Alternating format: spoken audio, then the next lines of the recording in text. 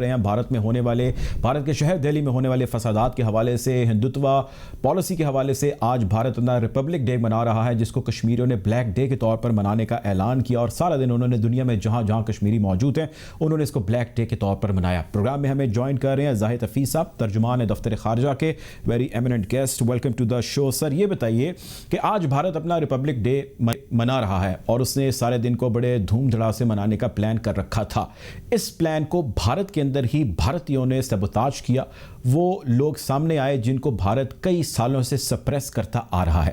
کشمیریوں نے اس دن کو آج بلیک ڈے کے طور پر منایا۔ You being the spokes person of foreign office Pakistan, یہ بتائیے کہ آپ کیسے انالائز کرتے ہیں ود ان انڈیا جو سچویشن بنی ہے اس وقت اور جو کشمیریوں نے اس پہ نیریٹو لیا اس پہ؟ جی مرتضیٰ صاحب، تھینک یو ویری مچ۔ جیسے آپ نے بتایا کہ آج ریپبلک ڈے کے حوالے سے Indian illegally occupied Jammu and Kashmir میں آج بھارت کا جو ریپبلک ڈے ہے اسے انہوں نے بلیک ڈے کے طور پہ آبزرو کیا، اور یہ ایک انتہائی امپورٹنٹ میسیج ہے جو کہ کشمیریوں کی طرف سے بھارت کے لیے گیا۔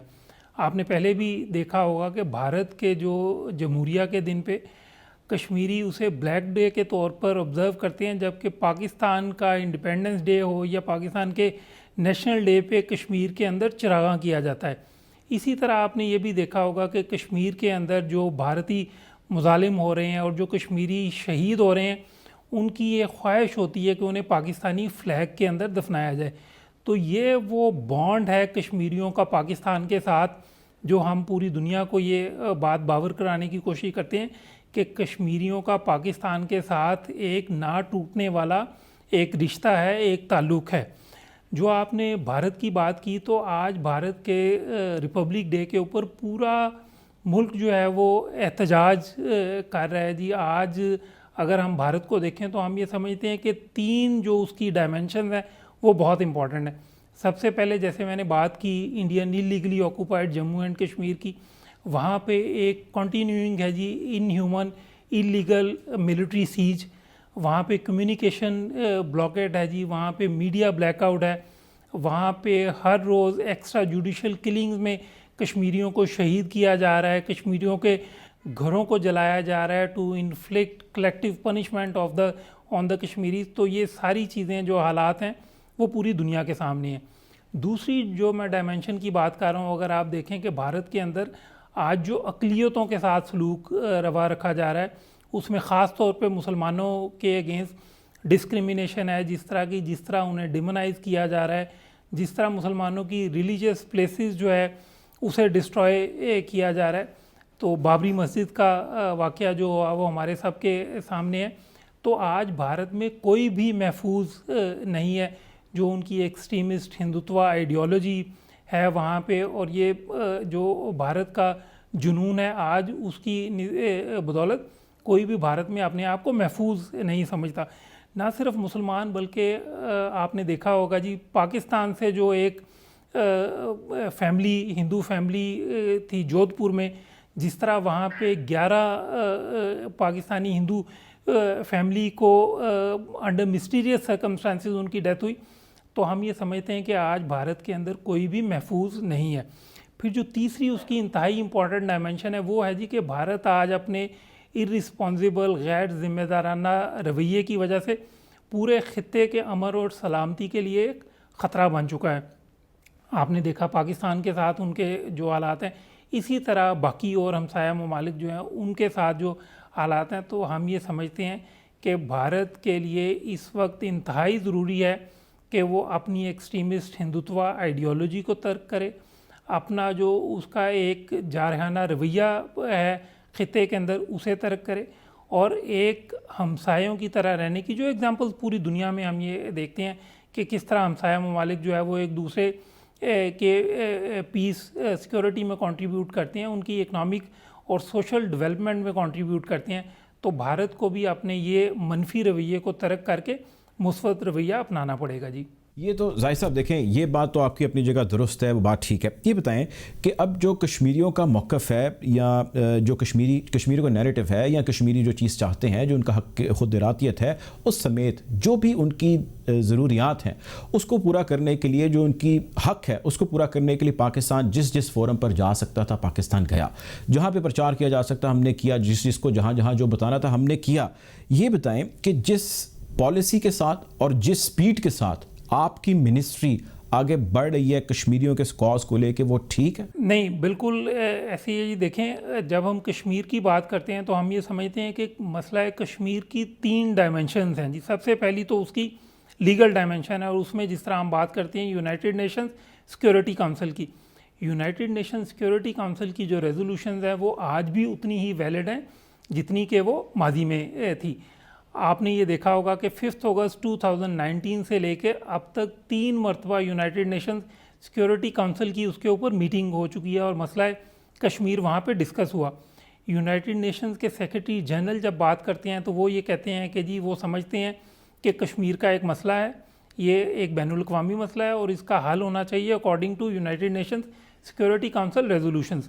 اسی طرح آپ نے OIC کا دیکھا ہوگا، ابھی جو نیجر نیامے میں ریزولوشن پاس ہوئی، نیامے ڈیکلیریشن کے اندر اس کا ذکر ہوا.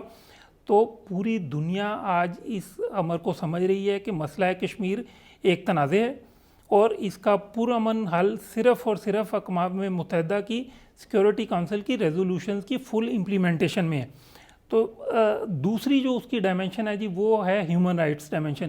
آج بھارت کے اندر جو ہر طرح کی ہیومن رائٹ وائلیشن ہو رہی ہے، جس طرح بری طرح سے کشمیریوں کے حقوق کو سلب کیا جا رہا ہے، اس کے اوپر آج پوری دنیا سے آوازیں اٹھ رہی ہیں. آپ نے دیکھا کہ پوری دنیا کی پارلیمنٹس کے اندر اس پہ بات ہو رہی ہے. ریسنٹلی ابھی یونائٹڈ کنگڈم کی پارلیمنٹ کے اندر ایک ڈیبیٹ ہوئی جس میں کھل کے بھرپور طریقے سے UK پارلیمنٹیرینز جو ہے وہ انہوں نے کشمیر کے اندر جو ہیومن رائٹس وائلیشنز ہیں اس کی بات کی. مسئلہ کشمیر کو اقوام متحدہ کی قراردادوں کے مطابق حل کرنے کے امر پر انہوں نے بات کی. US کانگریس کے اندر جو ہے وہ اس کے اوپر بات ہوئی. یونائٹڈ نیشن سیکورٹی کونسل کے علاوہ ان کی یونائٹڈ نیشنز کی جو ہیومن رائٹس مشینری ہے اس کے اندر United Nations human right commissioner جو ہیں انہوں نے، تو ہم یہ سمجھتے ہیں کہ جی یہ ہر فورم کے اوپر اس کے اوپر بات ہو رہی ہے. International human rights humanitarian organizations آواز اٹھا رہی ہیں، انٹرنیشنل میڈیا اس کے اوپر آواز اٹھا رہا ہے. اور جو تیسری ہم یہ سمجھتے ہیں کہ انتہائی اہم ڈائمنشن ہے اس ڈسپیوٹ کی، وہ ہے جی پیس اینڈ سیکورٹی. ہم یہ بھی سمجھتے ہیں کہ آج بھارت اپنی پالیسیز کی وجہ سے، اپنا جو منفی رویہ ہے اس وجہ سے، جو اس کی بلیجرنٹ ریٹرک ہے اس کی وجہ سے پورے خطے کے امن اور سلامتی کے لیے ایک خطرہ بن چکا ہے. اور اقوام متحدہ کی سیکورٹی کونسل کی یہ ذمہ داری ہے to maintain international peace and security. تو اس حوالے سے بھی مسئلہ کشمیر کا حل ضروری ہے جی. اچھا زاہد صاحب یہ بتائیں کہ اب میں مثال دیتا ہوں، EU ڈس انفو لیب ایک ایسا انسیڈنٹ ہے، ایک ایسی چیز ہمارے سامنے آئی جو یہ چیز ایویڈنٹ ہے، جو یہ چیز ظاہر کرتی ہے کہ بھارت کو ایک تھرڈ پارٹی نے ایکسپوز کیا منظم کارروائیاں جو وہ 15 سال سے زائد عرصے سے پاکستان کے خلاف کر رہا تھا. ہم نے، آپ لوگوں نے یعنی اس کو پوری دنیا کے سامنے بتایا اور کھل کے بتایا اور بارہا دفعہ بتایا. اب آپ اس کو ایز اے لیگل میٹر آگے لے کر چلنے میں پرسو کرنے کا ارادہ رکھتے ہیں؟ کوئی آپ چاہتے ہیں کہ اس چیز کے اوپر آپ کسی ICJ کے پاس جائیں، کسی انٹرنیشنل کورٹ کے پاس جائیں، آپ کیس فائل کریں اور اس چیز کو بیس بنا کے آگے بڑھیں؟ کچھ ایسا پلان رکھتا ہے دفتر خارجہ؟ مرتضیٰ صاحب، اس میں آپ نے دیکھا ہوگا کہ جب یہ رپورٹ آئی EU ڈس انفو لیب کی، اس میں انہوں نے ثبوت پیش کیے کہ کس طرح بھارت نے جعلی تھنک ٹینک کریٹ کیے، کس طرح انہوں نے جعلی ڈومینز کریٹ کی، کس طرح انہوں نے فیک IDs بنائی.